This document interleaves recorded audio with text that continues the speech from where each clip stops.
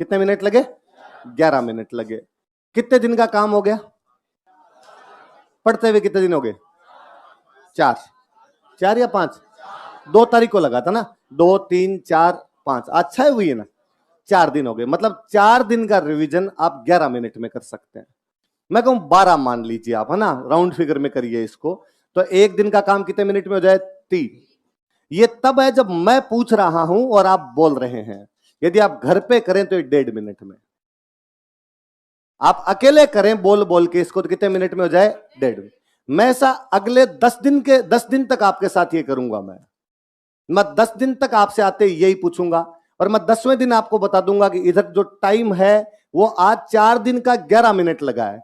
आज आप कोऑपरेट नहीं कर पा रहे थे ढंग से, यदि आप ढंग से कोऑपरेट करेंगे मैं आपको गिनवा दूंगा कि 10वें दिन ये टाइम केवल 15 मिनट होगा। आप 10 मिनट का की 15 मिनट के अंदर कर देंगे, 1 मिनट का टोटल 1.5 मिनट के अंदर। कि घर पे केवल करो तब तो 1.5 मिनट का आधा कर लिया जाए खुद का, 45 सेकंड के अंदर आप कर लेंगे, पौने मिनट के अंदर आप कर लेंगे। ऐसा होता है, बशर्ते आप घर पे जाके पहले दिन से पढ़ना शुरू करो। आप एक चीज और नोटिस करना, मैंने पीछे से पूछना शुरू किया था, उल्टा शुरू किया था। मैं जैसे जैसे इधर की तरफ आया था आपकी आवाज बढ़ी थी। आपको कल वाला सबसे कम याद था, उसके बाद वाला ज्यादा था, उसके बाद वाला ज्यादा था, सबसे बाद वाला सबसे ज्यादा था। आप में से तमाम लोगों को मेवाड़ के प्राचीन नाम याद थे। जानते हैं क्यों? क्योंकि उसका रिवीजन 4 बार हो गया। उसका रिवीजन कितनी बार हो गया? आप यदि केवल क्लास में ढंग से पढ़ लेंगे, क्लास में सुन लेंगे, घर पे जाके आधे घंटे पढ़ लेना, इनको नजरों में से निकाल लेना जो मैंने उस दिन पढ़ाया उसको, और पुराने वाला एक बार यूं देख लेना कि क्या क्या चीजें थी, वापस वहीं से मेवाड़ के प्राचीन। ज्यादा नहीं पढ़ने, नहीं कि क्यों आप लेके बैठे रहो सारा दिन हिस्ट्री पढ़ते रहो। ये अपनी गारंटी है कि मैं जिस दिन खत्म करूंगा मैं बता दूंगा कि आपको सब कुछ याद है, पर आप डेली आके क्लास में जब मैं पूछूं तो ये साथ के अंदर सुना दे। हो सकता है आप में से कई लोगों को लगेगा थोड़े दिन बाद में कि क्या टाइम पास है, और आते ही शुरुआत के अंदर क्यों शुरू हो जाते हैं। पर जब आप सेलेक्ट हो गए या आप जब कोचिंग खत्म हो जाएगी उस दिन आपको एक बात का एहसास होगा कि इस 2 घंटे की क्लास का सबसे बेहतरीन टाइम ये शुरुआत के 10 मिनट होते हैं। मैं पिछले 10 साल हो गए पढ़ाते हुए, मैंने ये देखा है कि जो बच्चा इन 10 मिनट के दौरान एक्टिव मोड के अंदर रहता है उसको सब कुछ आता है, वरना बहानों की इस दुनिया में कतई कमी नहीं है। बहाने खूब सारे होंगे। बहाना ये हो सकता है कोचिंग खराब है, बहाना ये है कि मैं खराब हूं, बहाना ये है कि नोट्स अच्छे नहीं बनवाए, बहाना ये हो कि लिखवाए अच्छे नहीं थे, खूब सारे होंगे, उनकी कतई कमी नहीं होगी। पर यदि इन 10 मिनट के दौरान केवल एक्टिव मोड के अंदर रहोगे, और मैं जब पढ़ाऊं तब आपस में घुसर पुसर नहीं करो कोई, केवल बोर्ड पे ध्यान दे लोगे, याद हो जाएगी चीजें।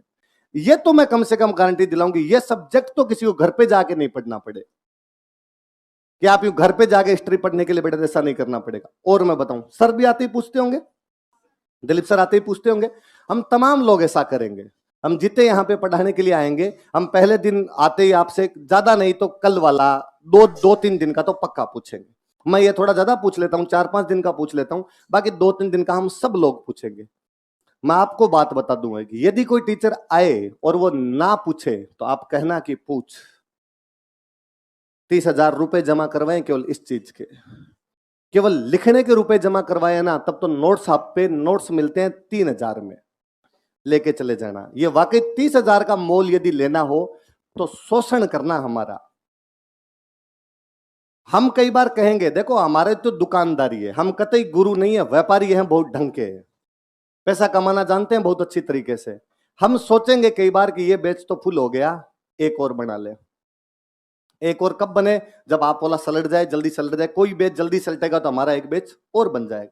इसलिए हम कई बार करेंगे कि छोड़ो रे, दिल्ली तो याद करवाता हूं, क्यों 10 मिनट खराब किए जाए, मैं याद नहीं करवाना। आप पकड़ना, जागो ग्राहक, आप ग्राहक की तरह रहना। मैं फिर कहूं कि गुरु शिष्य वाली कतई कोई संभावना ही नहीं है यहाँ पे, पूरे एकदम ग्राहक बने रहना। तो इस चीज के लिए तो कहना कि नहीं सर पहले पूछो बाद में पढ़ा लेना।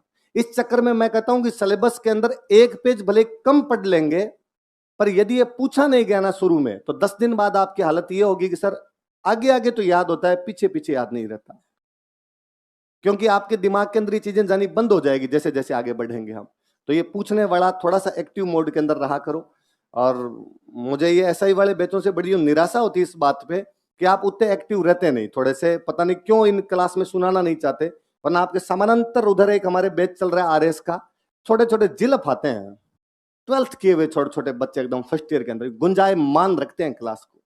और मतलब वैसे है, मैं भी आप चल लो, मैं उस बैच के अंदर मैं जाऊंगा आपके बाद में, और मैं यूं जाके कहता हूं कि कोई बच्चा जिसको पिछले 17 दिन का याद हो, 17 दिन हो गए क्लास लेते हुए, कि मेवाड़ के प्राचीन नाम से लेके 17 दिन तक कौन सुना दे, होड़ रहती है कि हम सुना दें। और वो ये कि आप मत पूछो सर, ये गलत है कि आप पूछोगे कि एक सवाल मेवाड़ के प्राचीन नाम, फिर तो कोई बता देगा, मुझे माइक दो, मैं मेवाड़ के प्राचीन नाम से शुरू करता हूं, लास्ट तक खत्म करता हूं। फर्स्ट ईयर के टाबर हैं।